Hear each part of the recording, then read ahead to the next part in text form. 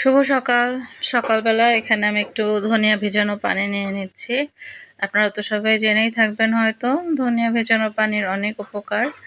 তো আমি চেষ্টা করি অল্টারনেটিভ ডেতে কোনো না কোনো এরকম সিডস ভেজানো পানি নিতে। তো আজকে নিয়ে নিলাম একটু ধনিয়া ভেজানো পানি। আর এখন ব্রেকফাস্টের জন্য আমি এখন কিচেনে চলে এসেছি। আজকে আমি একটু সকালবেলা হালকা সিম্পল নাস্তা করব, ডিম ভাজার পরোটা। কারণ আবার একটু কাজ আছে, বাসায় মিস্ত্রি আসবে।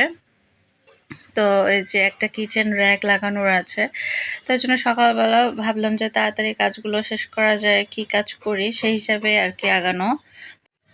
তো শুভ সকাল, সবাই কেমন আছেন? দূরে কাছে যে যেখান থেকে আমার আজকের ব্লগটি দেখতে শুরু করেছেন, আশা করছি সবাই ভালো আছেন, সুস্থ আছেন। আলহামদুলিল্লাহ আমিও ভালো আছি। সবাইকে নতুন আরও একটি ব্লগ দেখার আমন্ত্রণ জানিয়ে শুরু করছি। আমি রোমানায়ানি।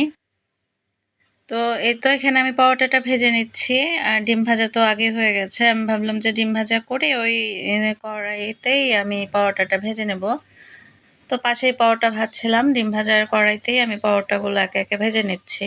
তো একটু পরেই হয়তো মিস্ত্রি চলে আসবে।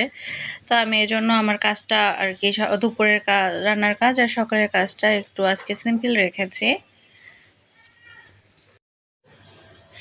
এদিকে ব্রেকফাস্ট শেষ করে আমি হচ্ছে গিয়ে দুপুরের কোটা বাছাটাও শেষ করে ফেলেছিলাম, কারণ হচ্ছে গিয়ে বেশ কদিন থেকেই ভাবছিলাম কিচেনের একটা কোথায় লাগিয়ে নেব। তো আজ লাগাই কাল লাগাই এরকম করতে করতে দেরি হয়ে যাচ্ছিল। তো আপনাদের ভাইয়া এসে আজকে মিস্ত্রির সাথে কথা বলে এসেছে এবং মিস্ত্রি একটু পরে হয়তো চলেও আসবে।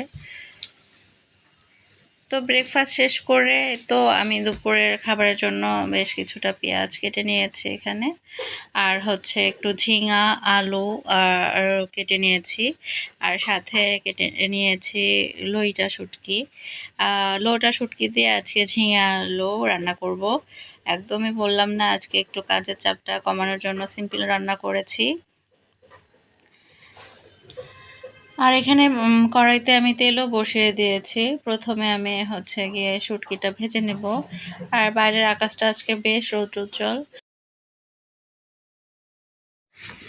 এখানে আমি আজকে যখন ভয়েস ওভার করতে বসেছি আমার প্রচণ্ড মাইগ্রেনের ব্যথা করছে, আর আমি ঠিকমতো ভয়েস ওভার আজকে করতে পারছি না, এতটাই মাথা ধরে আছে। আল্লাহ সবাইকে সুস্থ রাখুক, সুন্দর রাখুক, এই কামনাই করছি।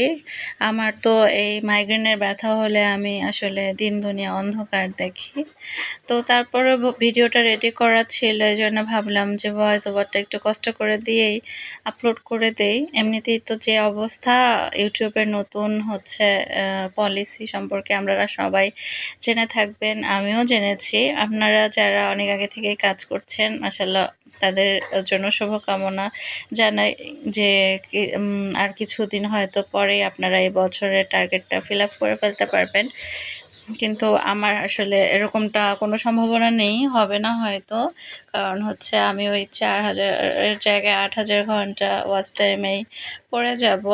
তো আর এখানে রান্না বসিয়ে আমি হচ্ছে একটু লেবু শরবত করে নিয়ে এসেছিলাম, একটু খেয়ে নিচ্ছি। কাজের ফাঁকে এরকম একটু শরবত আমি সর্বদাই নেওয়ার চেষ্টা করে থাকি।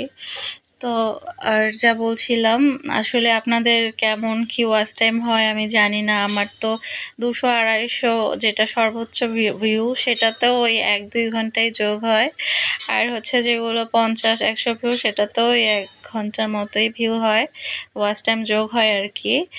তো আপনাদের কেমন, মানে 200-250 বা 1K হলে কেমন ওয়াচ টাইম যোগ হয়, প্লিজ আমার সাথে কোনো একটা ভিডিও আপুর আমার সাথে শেয়ার করবেন।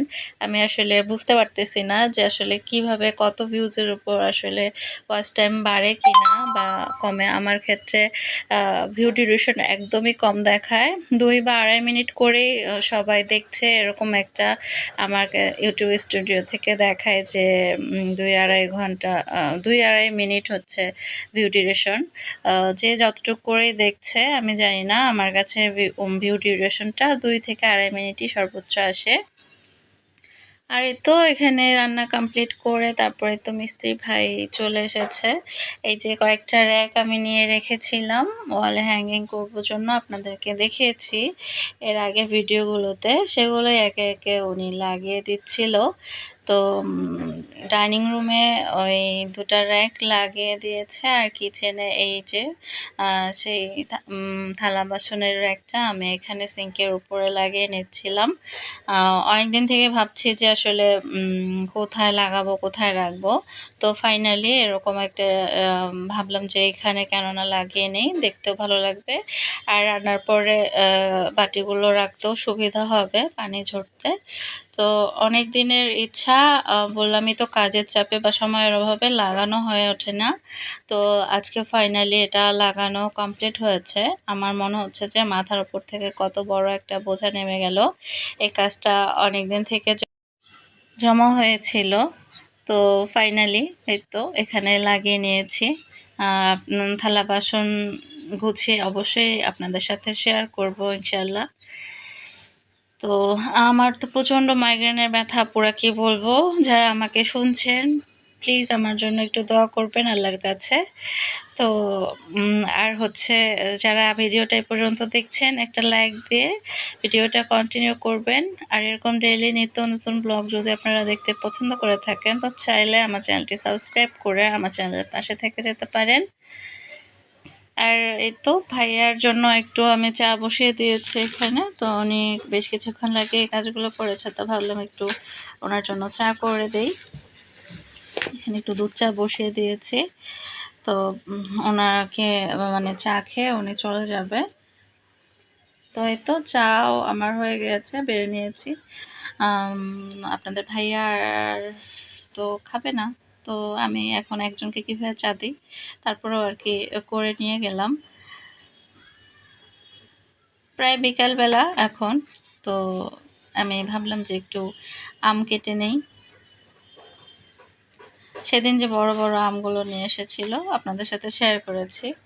এটাকে কি আম বলে আমি জানি না সঠিক, কেউ বলে আশিনি, কেউ বলে ফজলি। তো অনেক বড়, আমি তো ধরতেই পাচ্ছিলাম না হাতে। এত কষ্ট, রীতিমতো যুদ্ধ করে আমাকে আমগুলো কাটতে হচ্ছিল। আপনারা দেখে বুঝতেই পারছেন হয়তো যে মানে এটা তো বটিতে ধরে 2 হাত দিয়ে আসলে কাটা আমার পক্ষে পসিবল না। পরে তো ভাবলাম যে পিলার দিয়ে কাটা যায় কিনা, তো সেটাই চেষ্টা করতেছি। কত কষ্ট করে আমটা ছিলতে হচ্ছে আপনারা দেখে বুঝতেই পারছেন। তো আমি ভাবলাম যে এইভাবে আমি আমটা ছিলছি, যা একটু ভিডিও করে রাখি আপনাদের সাথে শেয়ার করি যে আসলে কত কষ্ট করে আমাকে আমটা ছিলতে হচ্ছে। তো মাশাল্লাহ ফাইনালি আমটা ছেলা হয়ে গিয়েছিল আর খেতে অনেক মজা ছিল, ভালো লেগেছে খুবই। কালারটা দেখতেই পাচ্ছেন কতটা রসালো অ্যাট্রাকটিভ। তো খুব, আর খেতেও অনেক সুস্বাদু ছিল আমটা। তো আম কাটতে কাটতে আপনাদের কাছ থেকে আজকে বিদায় নিয়ে নেব। তো সবাই ভালো থাকবেন, সবাই ভালো রাখবেন, দোয়াতে আমাকে মনে রাখবেন। আল্লাহ হাফেজ।